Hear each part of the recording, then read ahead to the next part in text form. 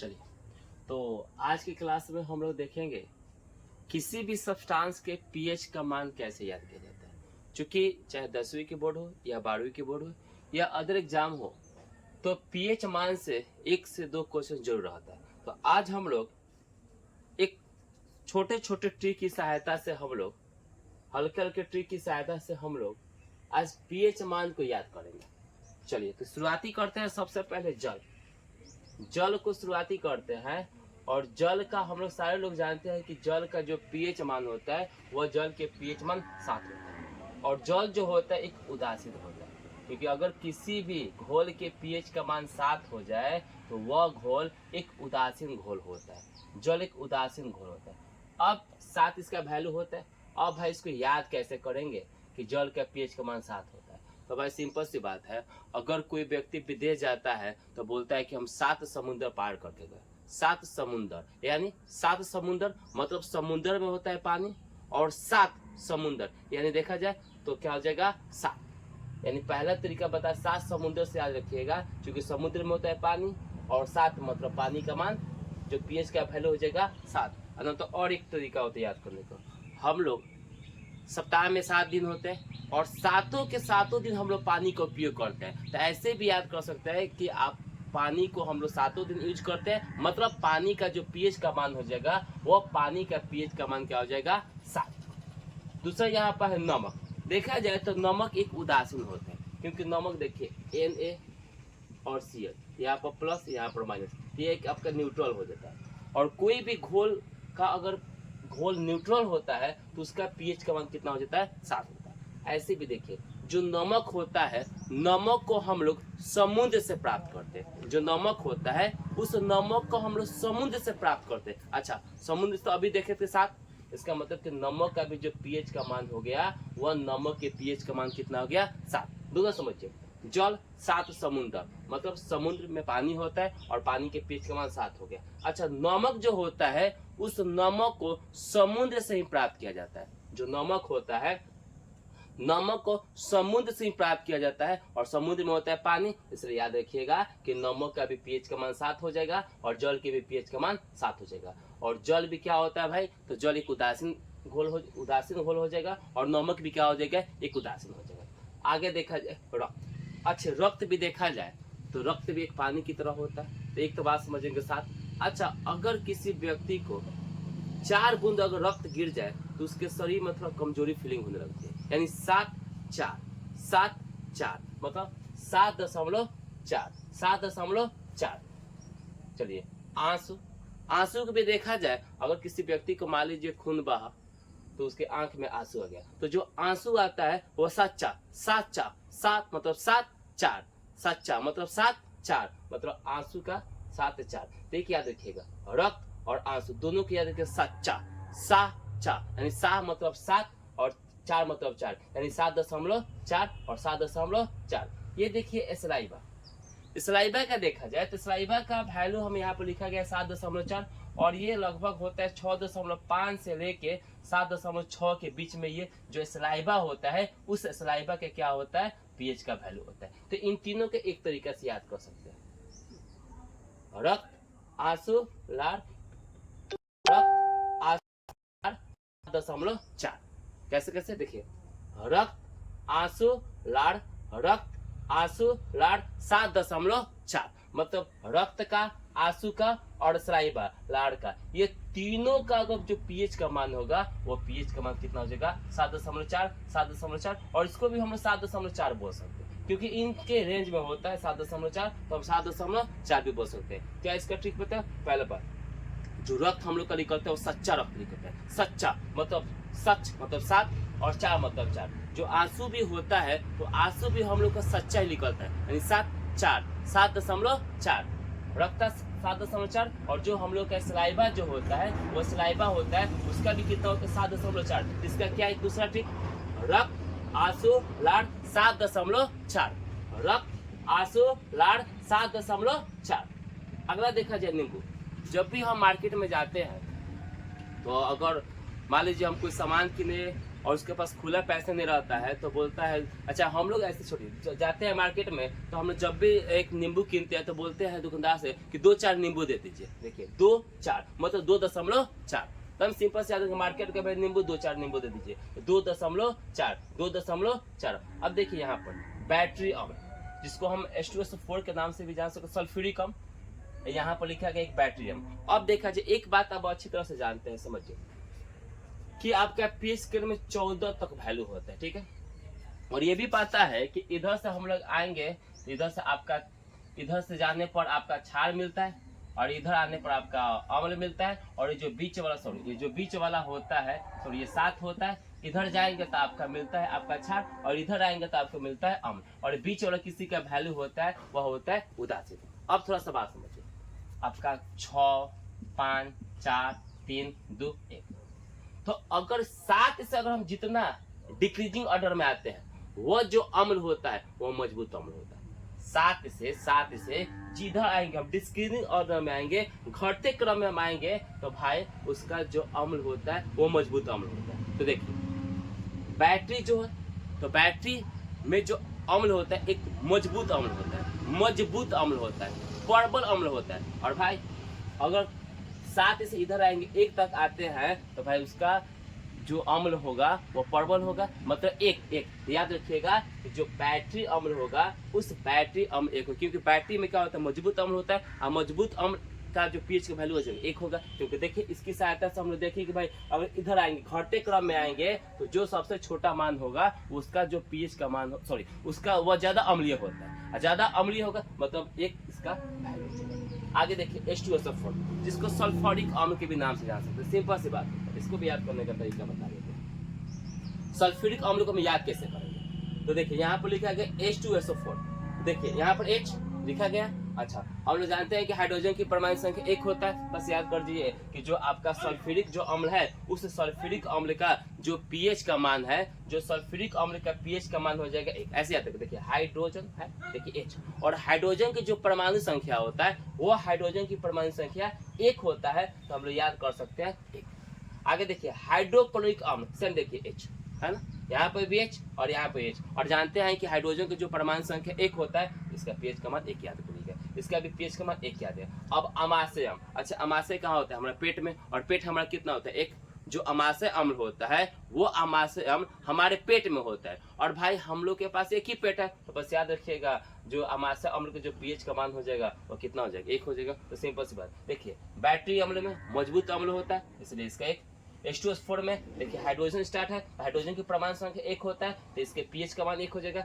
Hydrochloric अम्ल HCl, और देखा जाए तो सिंपल सी बात है हाइड्रोजन की भी यहाँ पर हाइड्रोजन है और हाइड्रोजन की परमाणु संख्या 1 होता है, तो हम लोग ये भी याद कर सकते हैं कि H2SO4 बैटरी अम्ल और हाइड्रोक्लोरिक अम्ल और आपका अमाशय अम्ल, इन चारों का जो आपका पीएच का मान होता है वो चारों के पीएच का मान कितना, एक सबका अलग अलग ट्रिक हो गया। बैटरी अम्ल मजबूत अम्ल होता है, मजबूत अम्ल जो मजबूत होता है वो 1 होता है, यानी देखिए 1।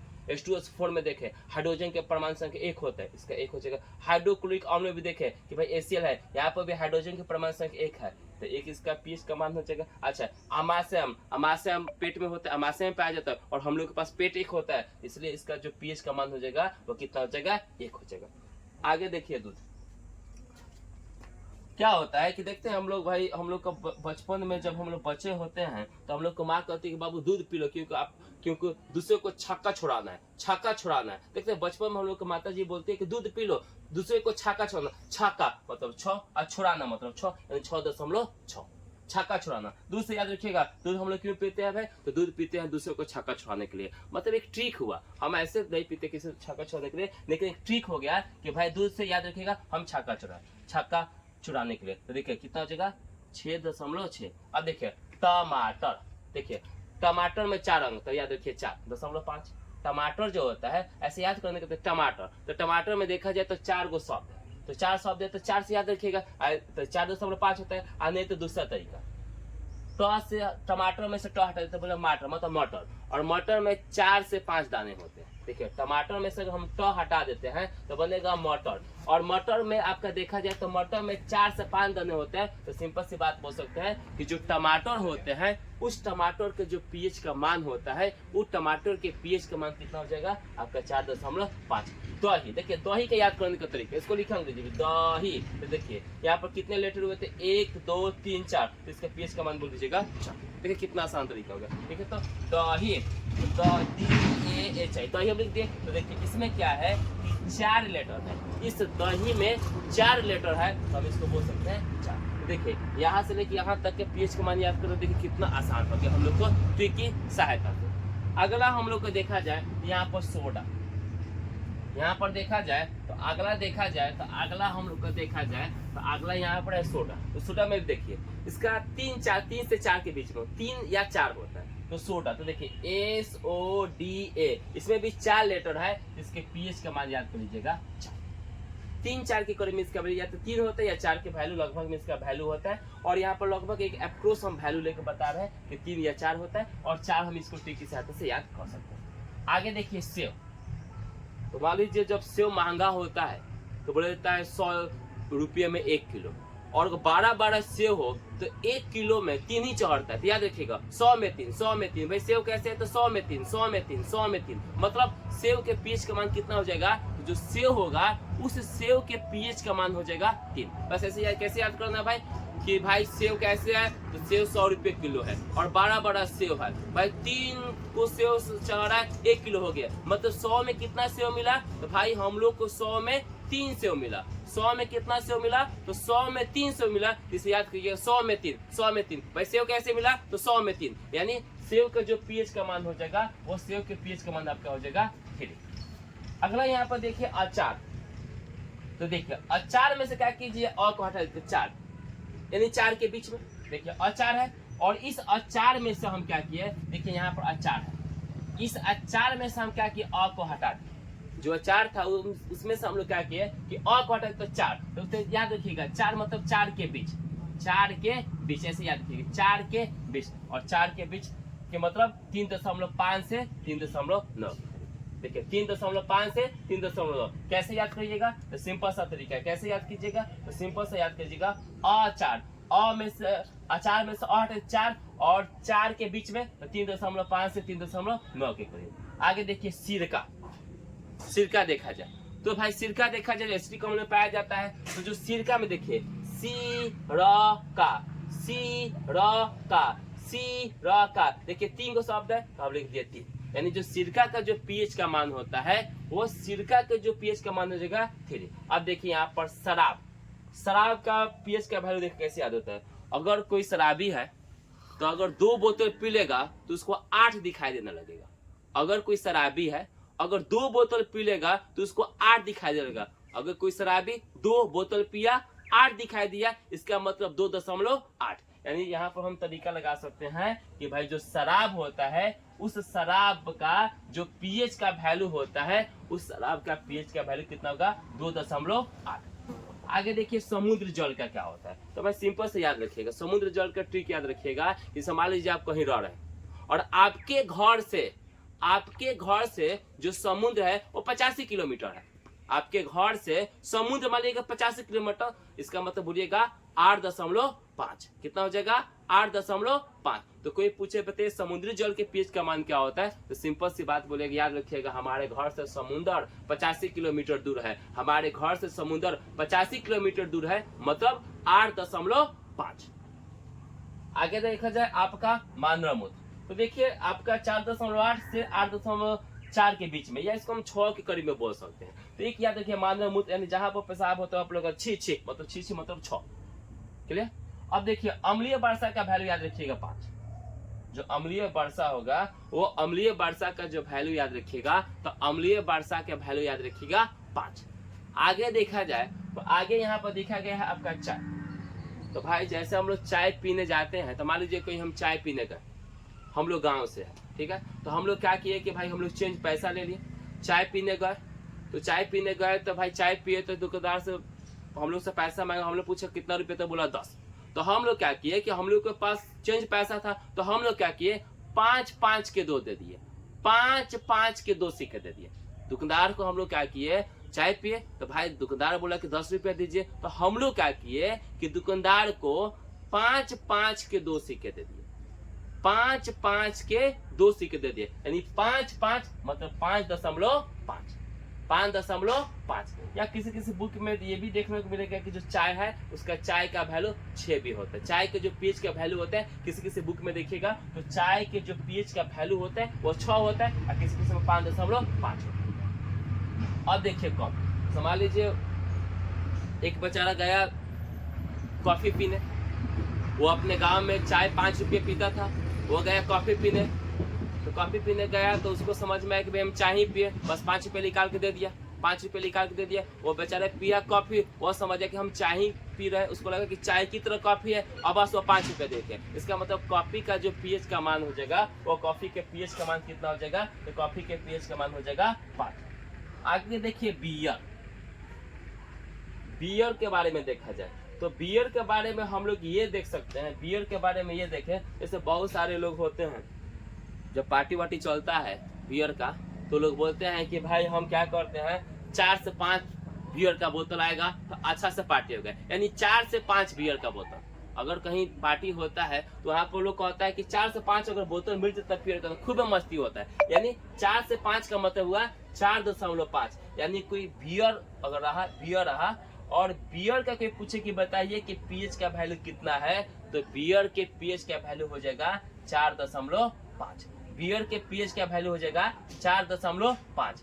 एक देखिए स्वस्थ त्वचा, तो सिंपल सी बात याद रखिएगा कि एक व्यक्ति था बेचारा, वो 55 साल का था, और 55 साल के उम्र में भी 55 साल के उम्र में भी उसका जो त्वचा था ना, उसका त्वचा बहुत अच्छा था। मतलब 55 साल की उम्र में उसका स्वस्थ त्वचा था, यानी 55 साल की मतलब 5.5। याद रखिएगा एक व्यक्ति 55 साल के था और 55 साल के उम्र में भी उसका जो आपका त्वचा था वो स्वस्थ त्वचा था। तो ऐसे याद रख सकते हैं कि जो स्वस्थ त्वचा का जो आपका पीएच का वैल्यू होता है वो 5.5 होता है, 5.5 होता है। अब देखिए आगे देखा जाए तो यहाँ पर अंडा, तो अंडा के याद रखिएगा कि भाई ठंडी का दिन है और ठंडी के दिन में एक व्यक्ति था, बोला कि हम 7 से 8 अंडा खाएंगे तो हमको ठंडा नहीं लगेगा। भाई ठंडी के मौसम में अंडा लोग खाता है, तो एक व्यक्ति था बोला कि हम 7 से 8 अंडा खाएंगे ना, 7 से 8 अंडा खाएंगे तो हमको ठंडा नहीं लगेगा। मतलब 7.8 के करीब में बोलिएगा, 7.8 के करीब में बोल सकते हैं। यानी अंडा का जो पीएच का वैल्यू हो जाएगा वो अंडा के पीएच का वैल्यू कितना हो जाएगा, तो 7.8। आगे देखिए शैम्पू से याद रखिए टेम्पुल। और मान लीजिए एक व्यक्ति कहीं जाता है, मान लीजिए कहीं जा रहा है घूमने, तो भाई पूछा कि भाई ऑटो का कितना किराया होता है, टेम्पुल का कितने किराया, तो बोला 7 से 10। बस ऐसे शैम्पू से टेम्पू याद रखिएगा, शैम्पू से याद रखिएगा टेम्पुल, यानी 7 से 10।